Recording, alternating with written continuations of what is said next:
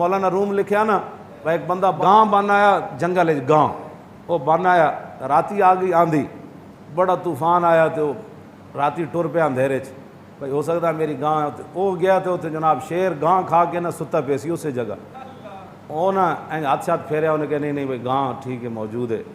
تو مولانا روم فرماندے وہ شیر اگو کہنے لگا کیسا گستاخ ہے کہ یہ مجھے میرے جسم پر ہاتھ پھیر رہا ہے کیسا آدمی کہ رات دی تاریکی جی میں نے گاں سمجھ بیٹھا مولانا روم فرماندے وہ شیر کہنے لگا جی تھوڑی جی روشنی ہو جائے نا تو ہونے دا پتا پانی ہو جائے تو دل دا پھٹ جائے کہ میں ہاتھ کتے پھیر رہا انہاں نو سمجھ ہی کوئی نہیں دین نالے نا جڑا پھڈا پایا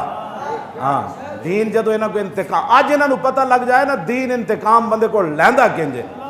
سمجھ آئی مولانا روم فرماندے نے شیر کہنے لگا میں نو گاں سمجھی بیٹھیا اے تاریکی وچ جے تھوڑی جی روشنی ہو جائے تے لاگے نو پتے جان میں ہاتھ کتے پھیر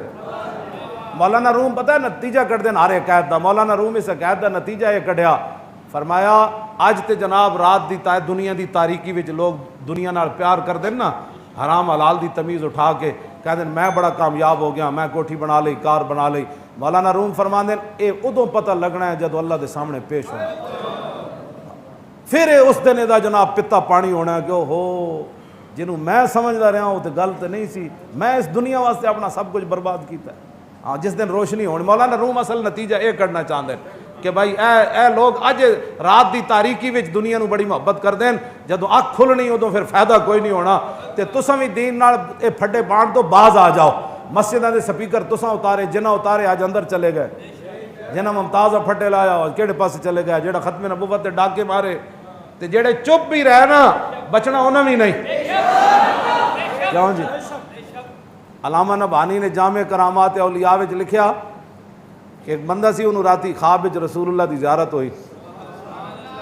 حضور نے رخ انور انج پھیر لیا دوسری طرف وہ کہنے لگا حضور میرے نال تے ناراض آپ کیوں میں تے کربلا والے دن نہ حسین نال کھڑا سی تے نہ یزیدیاں نال کھڑا سی حضور نے فرمایا اسے واسطے تے میں رخ انور پھیریا تو میرے نواسے نال کھڑا نہ ہو سکیا میرے کول کی لینا آیا